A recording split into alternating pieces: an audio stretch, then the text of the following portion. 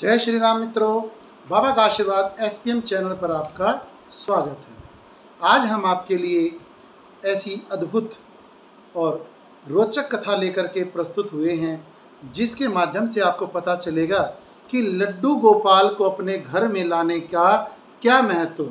लड्डू गोपाल कब से जाने गए हैं, कब से उनकी यह लड्डू गोपाल की जो मूर्ति है यह कब से स्थापित हुई है, लड्डू गोपाल के पीछे क्या कथा कहानी है, किस बच्चे के द्वारा लड्डू गोपाल का यह रूप किस प्रकार से प्राप्त किया गया, कैसे लड्डू खाते हुए उसे एक हाथ में ऐसे ही यूं का यूं मूर्तिमान बनाया गया। तो ऐसी जानकारी हम आपके लिए जुटाकर लाए हैं अपने अलग अलग धर्म शास्त्रों और संतों की वाणी से। आपके लिए ऐसे ऐसे सरल उपाय हम छांट कर लाते हैं जो आपके जीवन में मधुरता और आनंद को भरते हुए धन लाभ और स्वास्थ्य लाभ आपको प्राप्त कराते रहें। इन सभी सरल विधियों का जब आप अपने जीवन में इस्तेमाल करते हैं, इन्हें पाते हैं, जिस प्रकार से आप अपनाएंगे वैसा ही आप फल पाएंगे। तो लड्डू गोपाल कब से यह रूप धारण करके हम मानवता के लिए उद्धार करने के लिए पधारे हैं, कैसे लड्डू गोपाल जी का आगमन हुआ, कहाँ से उनकी उत्पत्ति हुई और किस प्रकार उन्होंने यह रूप धारण किया कि छोटे से बच्चे के रूप में आकर के लड्डू खाते हुए और जो दो पैरों पर लुढ़कते हुए और कोहनियों के तान चलते हुए इस लड्डू गोपाल की महिमा का वर्णन किस प्रकार से किया जाए, हम आपके सामने अपनी अल्प बुद्धि से थोड़ा सा कोशिश प्रयास कर रहे हैं। तो लड्डू गोपाल की कहानी, भगवान श्री कृष्ण का नाम लड्डू गोपाल कैसे हुआ, इन्होंने किस प्रकार से इनका नाम ऐसा क्यों पड़ा और कैसे इन्होंने यह रूप धारण किया, किस समय यह रंगे हाथों लड्डू खाते हुए किसी भक्त के द्वारा पकड़े गए और उन भक्त का क्या नाम है, उन भक्त शिरोमणि और उनके पुत्र का अभिनंदन बहुत ज़्यादा हम करना चाहते हैं, प्रार्थना करना चाहते हैं। उन्होंने मानवता के कल्याण के लिए भगवान श्री कृष्ण का कलयुग में यह रूप हमें प्रदान किया। तो हम आपको बताना चाहेंगे, ब्रज भूमि में भगवान श्री कृष्ण के एक परम भक्त कुंभन दास जी रहते थे। उनके पुत्र का नाम था रघुनंदन। एक दिन कुंभन दास जी को वृंदावन से कथा का न्योता आ गया और वो वृंदावन में कथा के लिए जाते समय संकोच कर रहे थे कि मैं अपने भगवान को भोग जो हर समय प्रदान करता हूँ, उन्हें खिलाता हूँ, वह मेरी सेवा किस प्रकार हो पाएगी। तो उस न्योते के कारण वहाँ जाने से पहले अपने पुत्र को उन्होंने बुलाया, रघुनंदन को, और कहा, पुत्र, भोग तुम्हें प्रतिदिन तुम्हें ही स्वयं लगाना होगा। और उन्होंने कहा, ठीक है पिताजी। अब रघुनंदन ने भोग भगवान श्री कृष्ण के सामने उसी प्रकार रख दिया, बना बनाया जो भगवान को भोग लगाने के लिए उनके पिताजी दे के गए थे। परंतु वह बच्चा अपनी अल्प बुद्धि के कारण इंतज़ार में बैठा रहा कि भगवान श्री हरि, भगवान विष्णु भोजन को ग्रहण करने के लिए आएंगे और वह भोग लगाएंगे। परंतु वह अल्प बुद्धि बच्चा यह नहीं जानता था कि भोग लगाने की जो प्रथा, जो चलन उनके पिताजी करते थे, उसमें उन्हें साक्षात तौर पर खिलाना नहीं होता था। वह तो पर्दा लगा करके भोग लगाने के लिए श्री हरि को आमंत्रण देते थे। और आप सभी जानते हैं कि आप हम अपने घरों में कैसे भोग अर्पण करते हैं। तो रघुनंदन जी ने भोग कृष्ण भगवान के सामने रखा और कहा कि आओ ठाकुर, भोग लगाओ। रघुनंदन के मन में बाल रूप था, वह उन्हें पुकारने लगा। जब श्री कृष्ण जी ने सोचा कि यह तो बाल हट के कारण बहुत ही ज़्यादा मधुर और भक्तिमय हो चुका है और बार बार मेरा अभिनंदन करके मुझे पुकार रहा है, तो भगवान श्री कृष्ण उस भक्त की पुकार को दिल से होते हुए, दिल की पुकार को सुन करके वहाँ पर प्रकट हुए।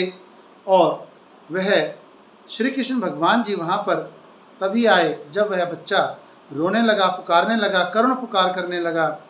तभी जैसे उसके मन में बाल रूप भगवान श्री कृष्ण का था, उसी रूप में वे वहाँ पर प्रकट हुए और उसके सामने बैठ करके भोग खाने लगे।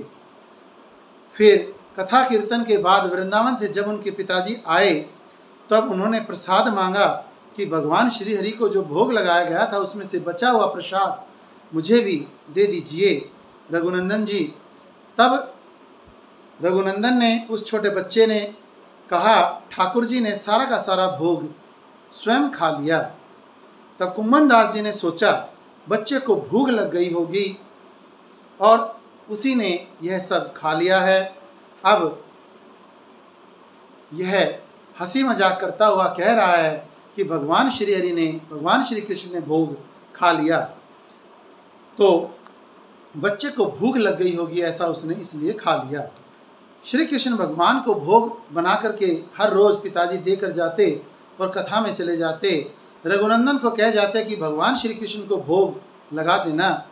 तो प्रतिदिन ऐसा ही होने लगा। तब कुम्भन दास को लगा कि पुत्र हर रोज़ झूठ बोलता है और ऐसे श्री कृष्ण भगवान सारे भोग को कैसे खा जाते हैं।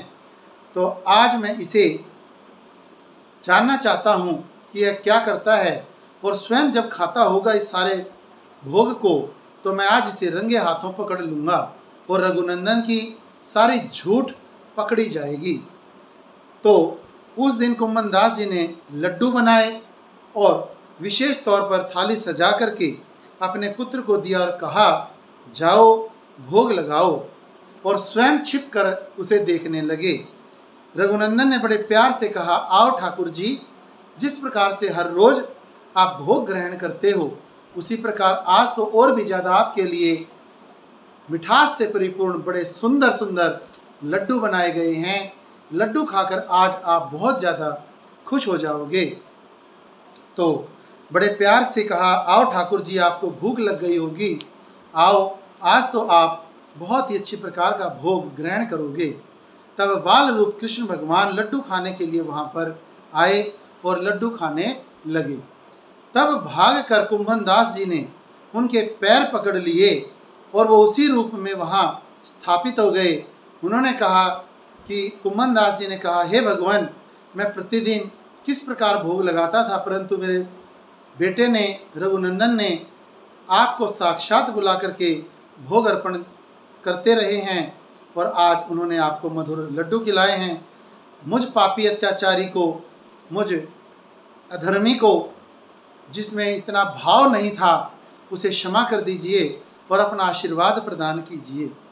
तो भगवान श्री कृष्ण उसी रूप में स्थापित हो गए, वह मूर्ति रूप हो गए और एक हाथ में लड्डू लिए हुए वह लड्डू गोपाल स्थापित हुए। उस दिन के बाद भगवान श्री कृष्ण का वह बाल रूप, जिसमें वह एक लड्डू हाथ में लेकर ऐसे खाते हुए आगे की ओर हाथ लिए हुए हैं, तो उनकी मूर्ति की मूर्ति रूप में पूजा होने लगी और वह मूर्ति रूप स्थापित उनके घर भगवान श्री हरि का उस रूप में प्रागट्य हुआ। तो लड्डू गोपाल जी को इसीलिए श्री कृष्ण का वह गोपाल बाल रूप इसीलिए लड्डू गोपाल कहलाता है, क्योंकि उनके एक हाथ में इस प्रकार से लड्डू उन्होंने लिया हुआ है। तो यदि आप भगवान श्री कृष्ण के उस बाल रूप को पसंद करते हैं और अपने घर में भी लड्डू गोपाल जी को लाकर स्थापित करते हैं, तो उनकी पूजा किस प्रकार से की जाए, हम आपको वह भी बताएंगे। तो हर रोज़ सुबह उन्हें स्नान कराने के बाद अच्छे प्रकार के वस्त्र पहनाएं, फिर उसे भोजन और पानी की व्यवस्था करें। लड्डू गोपाल के घर लाते समय इस बात की सावधानी रखें कि वह खंडित नहीं होना चाहिए। बिल्कुल अच्छी प्रकार से उसे चेक करके लाएं। स्थापना के बाद खंडित हो जाते हैं तो उसे ठीक करवाएं। अपना रिश्ता अवश्य बताएं कि आप उसे पुत्र रूप में या सखा रूप में या भाई के रूप में लाए हैं। लड्डू गोपाल को सदा प्रेम भाव से भोग लगाएं। लड्डू गोपाल को फल फूल नैवेद्य चढ़ाते रहें, दीप दर्शन कराते रहें, उन्हें अच्छी प्रकार की सुगंधित धूप भी अर्पण करते रहें। समय समय पर गंगाजल से उन्हें स्नान करवाएं, शुद्धिकरण करवाएं। यदि संभव हो तो किसी देव मंदिर में देव स्थान पर ले जा करके उनके नैनों को मिलवा कर लाएं, जिससे उनके अंदर शक्ति का संचार भी होने लगता है। जब घर में कोई मर जाता है या बच्चा हो जाता है, सूर्य ग्रहण होता है या चंद्र ग्रहण के बाद गंगाजल से उन्हें स्नान करवाना उनकी शुद्धिकरण का एक अच्छी प्रकार का भाव है। लड्डू गोपाल को समय समय पर आप गोले मिश्री का भोग लगाएं, कभी माखन मिश्री का भोग लगाएं, जो श्री कृष्ण भगवान को बहुत ही ज़्यादा प्रिय भोग है। तो बाबा का आशीर्वाद SPM चैनल पर आपके लिए इस प्रकार की अनेक कथा, प्रसंग, पूजा विधियां लाई जाती हैं जो आपके जीवन को भगवान के आशीर्वाद से भर दें, आपके जीवन को मंगलमय बनाएं। ऐसी ही अन्य जानकारियों के लिए आप बाबा का आशीर्वाद SPM चैनल को सब्सक्राइब करें। यदि आपको यह जानकारी अच्छी लगी तो कमेंट बॉक्स में लाइक करके ज़रूर से ज़रूर जय श्री लड्डू गोपाल, जय श्री श्याम, जय श्री कृष्ण भगवान का नारा जरूर लगाएं और अपनी उपस्थिति दर्ज करवाएं। बाबा का आशीर्वाद SPM चैनल को सब्सक्राइब करके आप हमारे परिवार के अभिन्न अंग बने और हमारे द्वारा दी जाने वाली अन्य जानकारियों, कथा प्रसंगों, व्रत उपवास की जानकारियों को सबसे पहले प्राप्त करने के लिए नोटिफिकेशन में बेल आइकन को दबाते समय ऑल नोटिफिकेशंस को ऑन जरूर कर दें। जानकारी अच्छी लगने पर अपने मित्र, बंधु, सखा, रिश्तेदारों से शेयर भी जरूर करें। बाबा का आशीर्वाद SPM चैनल आपको धन लाभ, स्वास्थ्य लाभ कराने के लिए प्रयासरत है। आपका प्रोत्साहन हमें जरूरी चाहिए। जय श्री राम, जय श्री श्याम।